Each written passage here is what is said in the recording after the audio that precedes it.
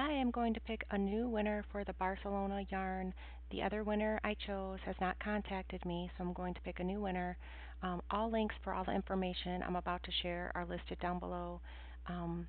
You can take a look on Amazon and see if they have this type of yarn. It's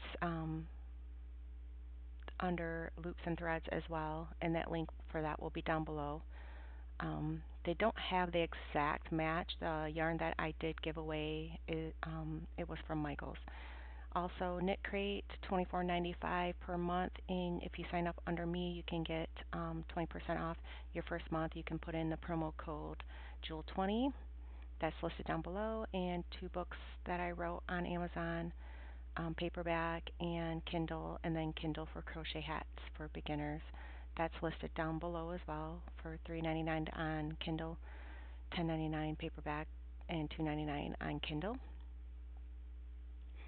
And on my Etsy store, crochet mugs and a hooker bag, 3 different sizes.